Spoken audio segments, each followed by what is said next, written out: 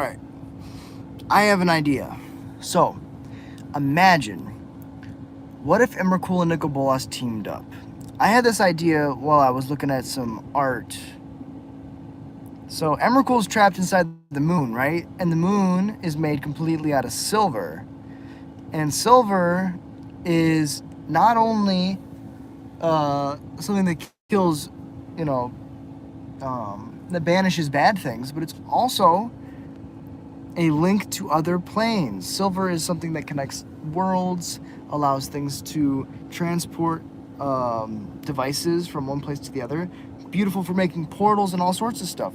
But Emrakul is now stuck inside of a piece of silver? What if Emrakul is able to use the magic that she has to traverse the multiverse from inside of the moon? What if Emrakul is able to go from moon to moon on different planes, corrupting all these different places? And Emrakul, being a being from absolute nothingness, coming from the void, could potentially know where all the dying stars are. And Nicol Bolas, when he was younger, did not have his stone in between his horns. While stuck on Dominaria, he is not depicted having a stone.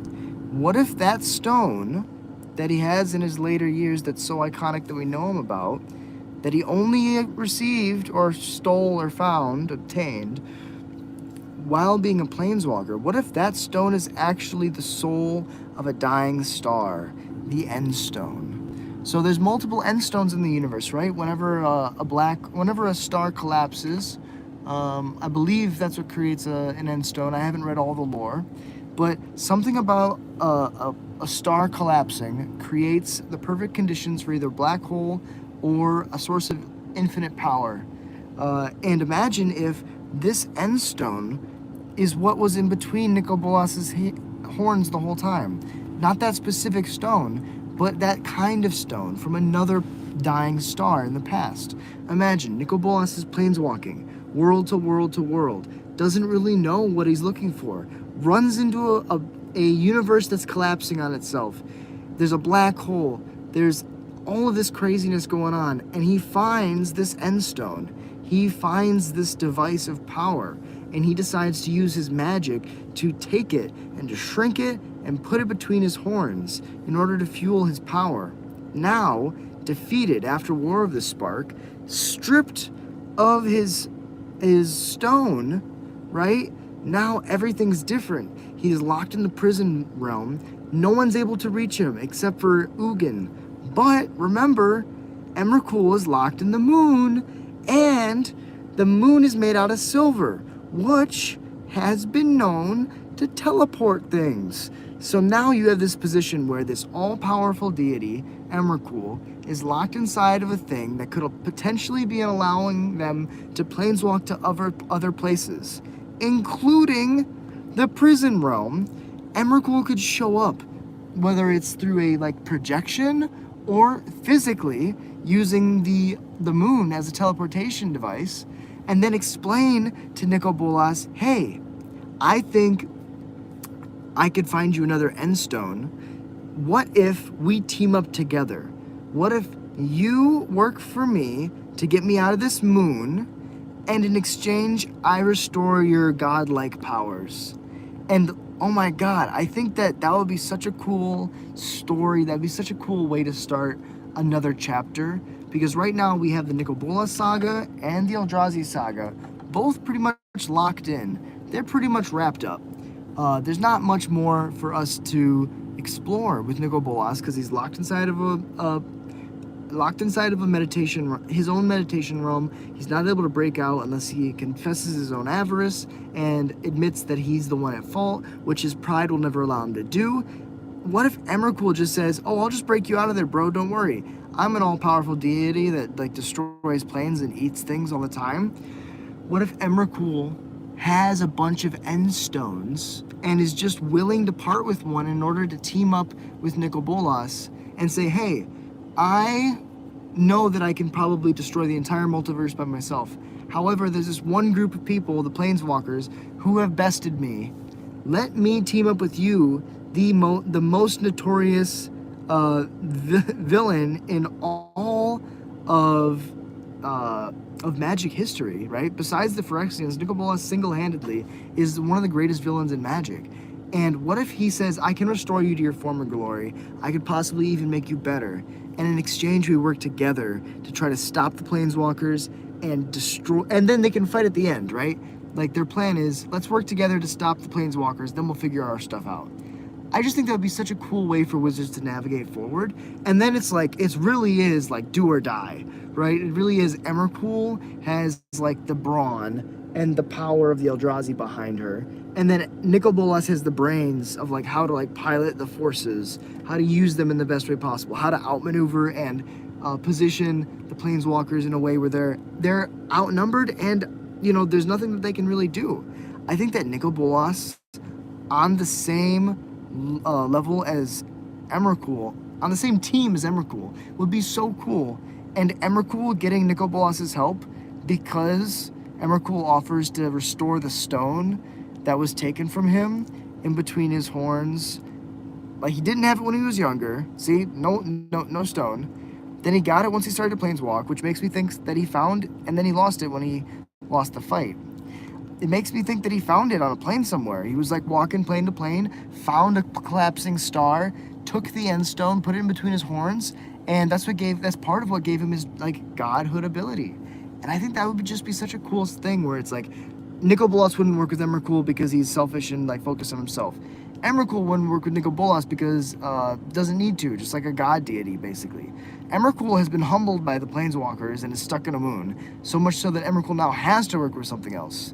Like, what if Emrakul's using the moon not as like a physical like portal, but as a way to like transport the thoughts to Nicol Bolas, and doesn't have enough power to mentally corrupt and destroy Nicol Bolas and control him, but has just enough power and just enough influence to change the way that he thinks to try it.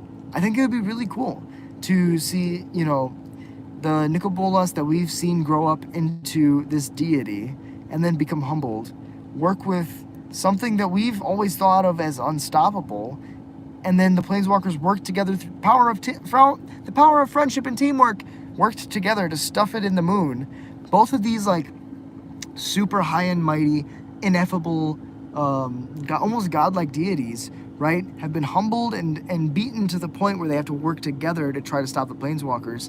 And I think it would be just such a break from like the canonical happy-go-lucky stories that we've gotten recently, right? There's been a lot of like fluff around Magic. There's been a lot of like extra IPs. Like, the reason why Universes Beyond is so like so inviting is because our story right now really sucks. Like we've closed off all the big sagas of what we can do.